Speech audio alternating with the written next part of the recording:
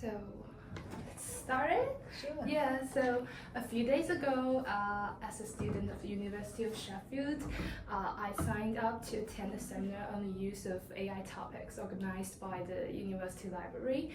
So, and I learned a lot from it. Thank you so much for that.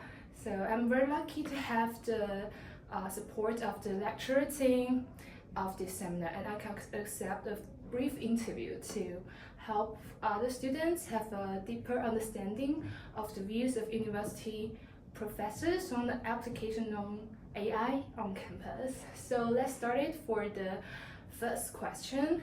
In the previous workshop, we learned about the Google Gemini, an AI tool allowed to be used by the University of Sheffield, and learned how to use it for academic information retrieval in school assignments. So what do you guys think are the unique advantages of these AI tools in improving academic information searching? I'm going to answer that one. Yeah, sure. Do you want me to introduce myself? Yeah. I'm Helen McNaughton. I work for the Library Learning and Services team. So it's really important firstly to recognise that Google Gemini is not a traditional search tool. It doesn't work like databases do or Star Plus does. It's because we don't advise using it to actually find information for your assignment. Gen AI tools don't search for information on the live web. They give you information that they've kind of been trained on, a certain data set, and that kind of massively affects the quality and the reliability of the information that they give out. But saying that, you can use Gen AI, as we covered in the workshop, to help you in your searching process. So it can help you getting started and offer some kind of useful advice on how to search. Yeah. So investing some time in kind of planning a search strategy is really important before you start searching, because you're more likely to get relevant results from your search in the databases. And it can help you generate alternative terms when you want, before you start searching in databases. It can also help you to enhance your search strategy before you use it in databases. And it can also help you to, if you're having difficulty finding results in those databases, you're getting too many or too few or not relevant, it can help troubleshoot. If you put the search into Gemini, it can help troubleshoot and help you improve that strategy as well. Additionally, a lot of academic databases, for example Web of Science, which you may have used, is adding kind of AI functionality which can help generate search strategy suggestions as well. So I think that this functionality could be useful for all students and researchers, could really kind of level the playing field, especially because everyone in the university has access to the same tool. And it could also help language with international students as well, to help them kind of level the playing field a bit. So that's how I would answer that one. Yeah, thank you so much. I think that's really helpful, because last time I have tried to use like ChatGPT in my assignments, but this time I know that it isn't available, and maybe Google Gemini is much more, I think, suitable for university students. Gemini it works in a very similar way, but it has been checked over by our IT services team to make sure that you've got data protection and it's gone through a lot of checks, and so we would say that's probably the only one that we would recommend students to use. Okay, thank you so much. And so, the next question is, do you have any concerns about college students using AI in their assignments? So I can take this one. So I'm Oliver Olchin, and I work in the library's faculty engagement team. I think we're trying to figure out ways that people can use AI responsibly in a way that doesn't kind of replace kind of their own learning or their own ideas.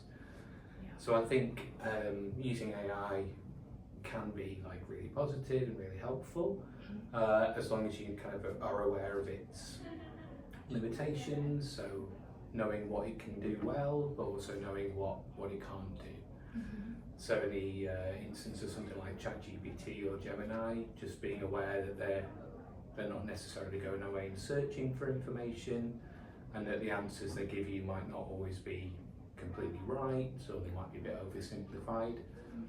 So I think, I suppose the concern is if people use AI but without being aware of some of its limitations. I think you always need to be prepared to go and like check the answers against reliable sources, or build upon, use AI as a starting point, but be prepared to build upon it with your own kind of learning and your own ideas. Okay, thank you so much. So next will be, overall, do you think AI and Gen AI are playing a positive role in university education or a negative role? I think maybe each of you may have different opinion on this one. I think we'll all probably feel quite similar in that it's both.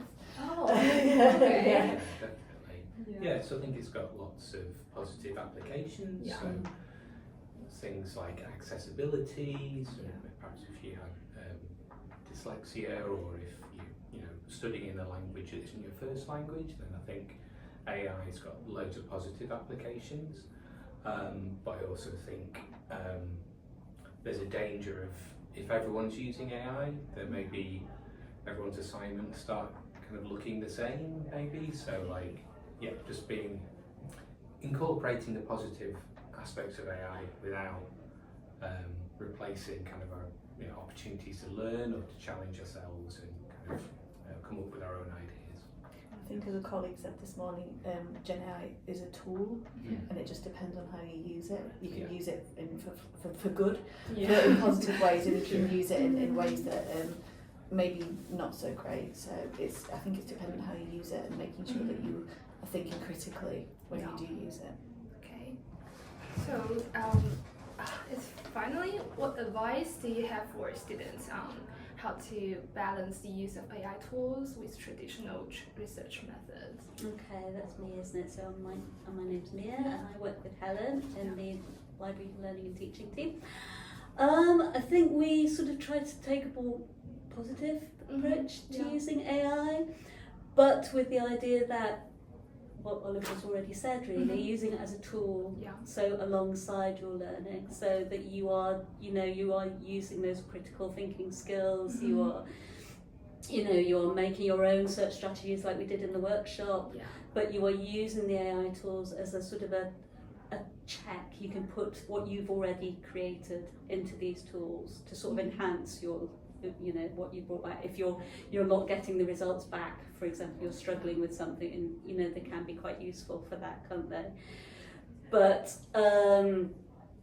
I think we'd recommend it to sort of just help you improve a search strategy, for example, or help you find sort of alternative terms for a search strategy, but we wouldn't recommend that you use it initially to write your search strategy. So it's only that sort of how to balance, because it's really important that you are learning those skills initially in the first place, I think. So doing your own searching, your own research, and your own research skills is really important away from these tools as well.